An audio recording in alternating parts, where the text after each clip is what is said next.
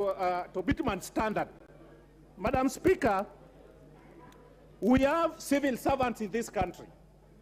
As we all know that the living standard now, the cost of living is so high, but the salary remains the same. We need to look into our civil servants. We need to look into our men and women in uniform when we are discussing economy, because in their circumstances, very few people are thinking about them, but the living standard, the cost of living is very high in Kenya today, Madam Speaker. Madam Speaker, I want to talk about education.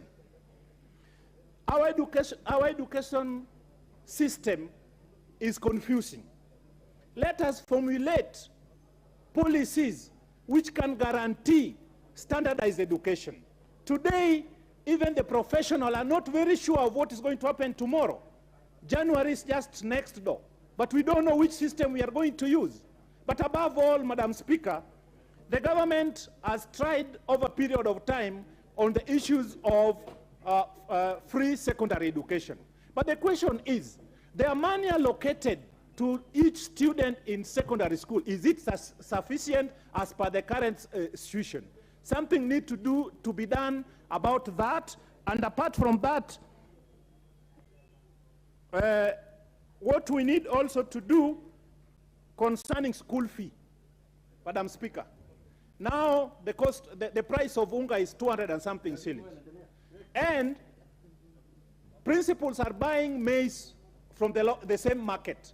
And the allocation which was done 10 years ago still remain constant. Are we doing favor? Are we doing justice to these schools and our students, or we are losing it, Madam Speaker? So as legislators, I believe we can do something to salvage this country.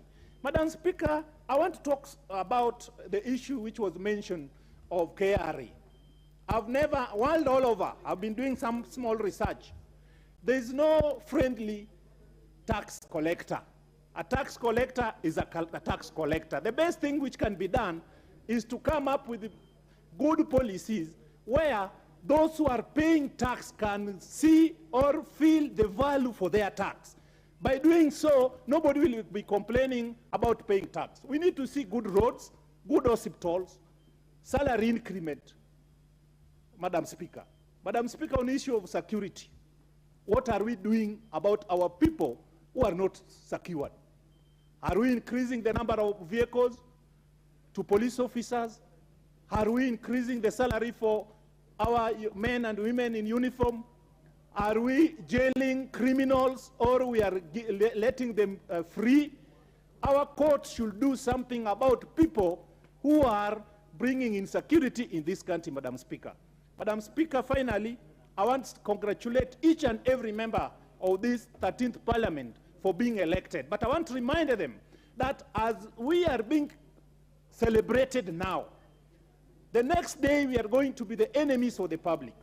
So we need to do things which will be remembered with. Whether you are in this house or outside this house, you must develop your people to an extent that when you are not in this parliament, people will still talk about you years after you have existed positions of leadership.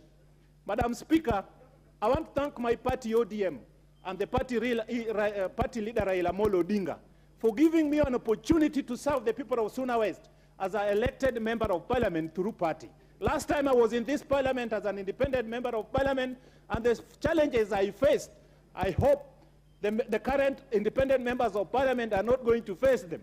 Therefore, we need to strengthen parties so that democracy can prevail in this country. We need people like Raila Amollo Odinga to be respected, to be given opportunity as the few statements we have in Africa today. Madam Speaker, allow me to say this.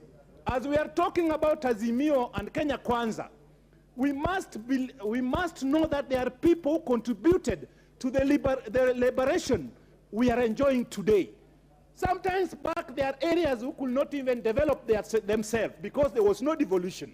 Some people died because of fighting for devolution. I can recall very well Dr. Mutembei, who was killed because he was agitating and fighting for the people of Kenya to be liberalized for the second time. Madam Speaker,